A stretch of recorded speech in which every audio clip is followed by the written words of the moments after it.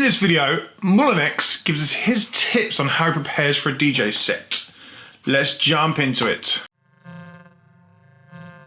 Hey, it's Grahame Farmer from Data Transmission, and today on The Big Question, I work on Moullinex. If you've not seen our series before, The Big Question series is a series, a one question series that gives you tips and advice on how to get further in the music industry. I ask DJs, producers, music industry heads to give us their advice. If you enjoy this content, please drop us a comment. Let us know what you've got out of the video. If you like this, if you continue to like this, please share them with your friends. Please share them with other DJs. Please smash the bell. It means you get the videos straight away. We changed the format on YouTube. I don't know if you've noticed. We've stopped putting music up on the premieres on here. We keep them on SoundCloud, and I'll put that link below. We also have a Spotify playlist, and I'll put them below. We're keeping all the music on the music sites. YouTube, we're going to keep on putting out these how-to videos. If you're really enjoying them, please let us know. First time here, let us know what you've enjoyed, or check out some of the other videos we've had. As I say, this is about the 50th Big Question series. We've been running for over a year, and we've asked some really good, great questions and got some really amazing answers. So let's dive into this question. Hey Moullinex, please give us your tips on how to prepare for a DJ set.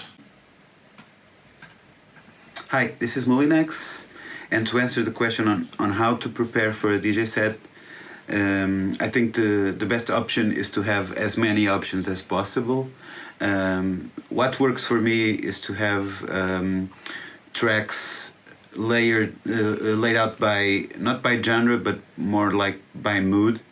So I give playlists specific names like Burnt Out After Party or Groove by the Pool or something like that, and it helps me organize it. It's in a more like a tag way other than a genre way, especially because I really like to jump genres in the middle of the DJ set. If you make music, put all of your music in your drive. Make sure that even the tracks you never thought of playing, just bring them out. There might be a chance. If you love a certain track and you don't think it fits one of your DJ sets, still have it, because there might be a way, of squeezing in that Diana Ross track you just think is guilty pleasure, though I don't believe in guilty pleasures.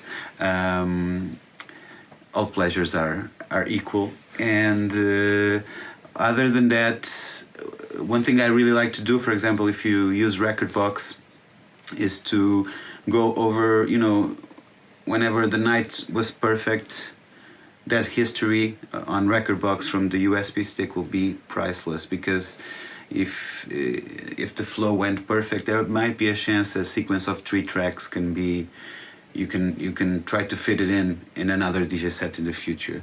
Also, I really don't like to sequence too much what I'm gonna play, because sometimes when trying to foresee how a DJ set is gonna be in the future, you end up not improvising. And I think improvisation and reacting to the crowd's reaction, that feedback loop, is quite important, and you should have as many options so you can go where the night and the vibe and the flow of the night takes you.